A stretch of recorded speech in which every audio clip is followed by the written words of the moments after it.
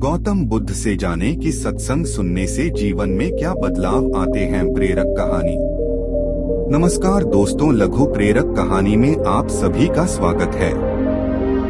आप में से कई लोग सत्संग सुनने जाते हैं, जबकि कई लोग ऐसा करना व्यर्थ समझते हैं। उनका सोचना होता है कि किसी से अच्छी बातें सुनने से क्या बदल जाएगा। लोग अक्सर ऐसी बातें बड़े बुजुर्गों से भी सुनते हैं, लेकिन वो एक कान से सुनते हैं तो दूसरे कान से निकाल देते हैं। लोग सोचते हैं कि उन बातों को अपने जीवन में लागू करना एक सामान्य व्यक्ति के लिए आसान नहीं होता, और अगर उसके बिना जीवन चल रहा तो इतनी जहमत उठाए कौन। सत्संग को लेकर जब ऐसी ही समस्या एक व्यक्ति ने गौतम बुद्ध के सामने रखी, तो जानिए गौतम बुद्ध ने इस पर क्या कहा। बुद्ध हर हफ्ते नए गांव जाकर वहां लोगों को उपदेश दिया करते थे। सभी लोग बुद्ध के उपदेश से बहुत प्रभावित होते। बुद्ध के उपदेश को सुनकर गलत मार्ग पर चलने वाला व्यक्ति सही मार्ग पर चलने लगता था। एक दिन एक नए गांव में बुद्ध उपदेश देने पहुंचे। उपदेश सुनने के लिए भक्तों की भारी भीड़ मौजूद हुई। उन्हीं भक्तों में एक भक्त ऐसा भी था जो भीड़ कम होने का इंतजार कर रहा था। फिर जैसे ही भीड़ कुछ कम हुई, वह बुद्ध के पास गया और बुद्ध के सामने उसने अपना संशय रखा। उसने बुद्ध से कहा, गुरुजी, आप 3 दिनों से लगातार उपदेश दे रहे हैं। 3 दिनों से मैं भी लगातार आपका उपदेश सुनने आ रहा हूँ, पर फिर भी मेरे मन में एक उलझन है। बुद्ध ने बोला, तुम बेफिक्र होकर पूछो कि तुम्हारे मन में क्या उलझन चल रही है। वह व्यक्ति बोला, गुरुजी, आप जब भी उपदेश देते हैं तो मेरा मन एकदम से प्रफुल्लित हो उठता है।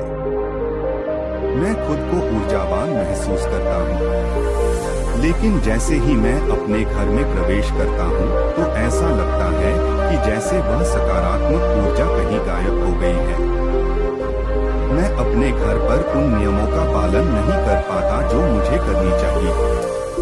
घर में प्रवेश करते ही ऐसा क्या बड़ा बदलाव आ जाता है कि आपके उपदेश वहाँ कोई काम नहीं करते।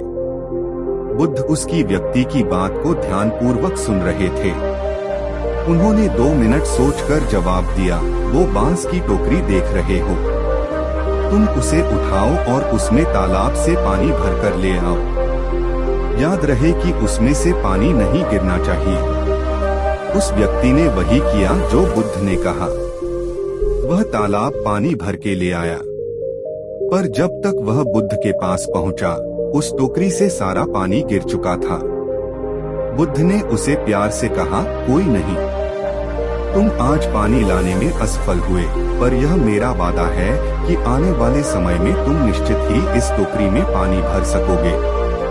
वह आदमी अब हर रोज ऐसा करता पर सफल नहीं हो पाता। एक दिन उस आदमी ने बुद्ध से कहा कि टोकरी में तो आज तक पानी भर नहीं पा रहा है। बुद्ध ने इस पर जवाब दिया, वत्स, तुम पहले अच्छे से देखो कि टोकरी को देखकर तुम्हें क्या फर्क नजर आ रहा है। उस व्यक्ति ने टोकरी का अच्छे से निरीक्षण किया और कहा, एक फर्क जरूर नजर आया है। पहले टोकरी के तल में मिट्टी जमा होती थी, अब वह साफ दिखाई देती है। कोई गंदगी नहीं दिखाई देती है और इसके छेद पहले जितने बड़े नहीं रह गए, वे बहुत छोटे हो गए हैं। तब बुद्ध ने उसे समझाया, यदि इसी तरह इसमें पानी निरंतर डालते रहोगे तो कुछ ही दिनों में ये छेद फूलकर बंद हो जाएंगे और टोकरी में पानी भर पाओगे। इसी प्रकार जो निरंतर सत्संग करते हैं, उनका मन एक दिन अवश्य निर्मल हो जाता है। अब गुणों के छिद्र भरने लगते हैं और गुणों का जल भरने लगता है। अब उस व्यक्ति को सत्संग का असली महत्व समझ आ चुका था। बुद्ध की यह कहानी साधारण लग सकती है, लेकिन इसमें जीवन की एक बड़ी सीख छिपी है, जिसे हम अक्सर नजरअंदाज करके चलते हैं, जबकि यह हमारे जीवन को बड़े स्तर पर प्रभावित करता है। वह सीख है अच्छी संगति रखना, अच्छी सोच और अच्छे लोगों के संपर्क में रहना। आपने वो दोहा सुना होगा, संगति से गुण होत है, संगति से गुण जा। बुद्ध भी अपने शिष्य को टोकरी के माध्यम से यही समझाते हैं कि अगर हम अच्छी संगति में होते हैं तो वह निरंतर हमारी बुद्धि और आदतों से भ्रम और कुव्यसनों की धूल हटाता रहता है, और इस प्रकार हम एक दिन अपनी अयोग्यताओं को पीछे छोड़ कब योग्य बन जाते हैं हमें पता भी नहीं चलता। इसलिए अगर बिना किसी विशेष मेहनत के अपनी कमियों को दूर करना हो, अच्छी संगति बनानी चाहिए और बुरी सोच, बुरी संगति से दूर रहना चाहिए। दोस्तों, आपको यह कहानी कैसी लगी कमेंट करके बताएं और अपने दोस्तों के साथ शेयर करें। मारने वाले से बचाने वाला बड़ा। नमस्कार दोस्तों, आपका स्वागत है एक और शिक्षाप्रद कहानी में। गौतम बुद्ध को हम बहुत अच्छे से जानते हैं, जिन्होंने बौद्ध धर्म की स्थापना की और उन्होंने लोगों के जीवन में ढेरों बदलाव लेकर आए थे। यह कहानी भी उनके बचपन की है, जब वे छोटे थे और उन्हें गौतम बुद्ध के नाम से नहीं बल्कि सिद्धार्थ के नाम से जाना जाता था। उनके एक चचेरे भाई भी थे जिनका नाम देवदत्त था। चलिए जानते हैं इस कहानी के बारे में। राजा सिद्धार्थ के महल के पास एक उद्यान था, जहां पर राजा सिद्धार्थ बैठकर प्रकृति का आनंद लिया करते थे। एक दिन जब वे अपने बगीचे में बैठे हुए थे कि तभी एक घायल हंस उनके पैर के पास आकर गिरा। उसके शरीर में एक तीर लगा हुआ था। उसे देखने से प्रतीत हो रहा था कि किसी शिकारी ने उसका शिकार किया है। हंस को तकलीफ में देखकर और उसे यूं ही फड़फड़ाता देखकर राजा सिद्धार्थ का दिल पिघल गया और उन्होंने उस हंस की सहायता करनी चाहिए।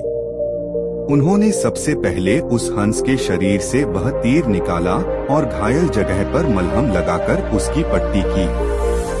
यह सब कर लेने के बाद देवदत्त कुछ खोजता हुआ सिद्धार्थ के पास आया। देवदत्त जैसे ही सिद्धार्थ के पास पहुंचा, उसने कहा, अच्छा तो यह तुम्हारे पास है, लाओ इसे मुझे दे दो, इसका शिकार मैंने किया है। इसका शिकार करने में मुझे बहुत मेहनत करनी पड़ी थी, इस पर मेरा अधिकार है। देवदत्त की यह बात सुनकर सिद्धार्थ ने उससे कहा, नहीं, यह हंस घायल था और मेरे पास आया, मैंने इसकी मदद की और उसकी जान बचाई, इसीलिए इस पर अधिकार मेरा है। दोनों भाइयों के बीच उस हंस के अधिकार को लेकर बहस होने लगी। अब वे जानना चाहते थे कि उस हंस पर किसका अधिकार ज्यादा है। ऐसे में उन दोनों ने निर्णय लिया कि वे दोनों राजा के पास जाएंगे। सिद्धार्थ के पिताजी कपिलवस्तु के राजा थे। वे दोनों राजा के पास गए। राजा के पास पहुंचते ही देवदत्त ने सबसे पहले कहा, महाराज, इस हंस पर सबसे ज्यादा अधिकार मेरा है, क्योंकि मैंने इसका शिकार किया है। इस वजह से आप सिद्धार्थ से कहिए कि वह यह हंस मुझे दे दे। जैसे ही देवदत्त की बात पूरी हुई, तब राजा ने दोनों को शांत किया और फिर उनसे पूछा कि पूरी बात क्या है। ऐसे में सिद्धार्थ ने राजा को पूरी बात बताई और उनसे बोला, पिताजी, बात यह है कि इस हंस का शिकार देवदत्त ने किया था, लेकिन यह हंस घायल होकर मेरे कदमों के पास आ गिरा। इसे घायल देखकर मैंने इसका इलाज किया और इसे ठीक किया। अब आप ही बताइए कि इस हंस पर सबसे ज्यादा अधिकार मेरा है। राजा ने इस मामले पर अच्छे से विचार किया। विचार कर लेने के बाद उन्होंने सभा में सबसे एक बड़ी बात कही, और वह बात यह थी कि मारने वाले से ज्यादा बचाने वाला का अधिकार सबसे ज्यादा होता है।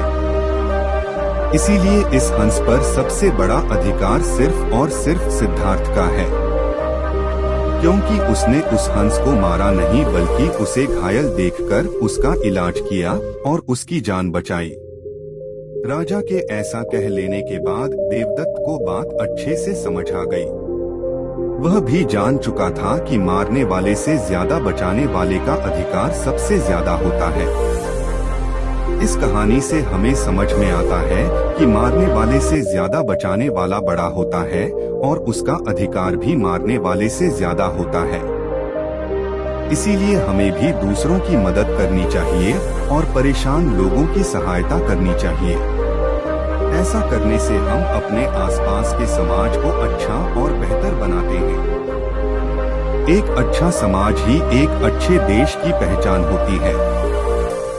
इसीलिए आप भी आज से प्रण लीजिए कि आप भी दूसरों की सहायता जरूर करेंगे। आशा करता हूँ आपको यह कहानी अच्छी लगी होगी। अगर अच्छी लगी हो तो यह कहानी अपने दोस्तों के साथ जरूर शेयर कीजिएगा। धन्यवाद।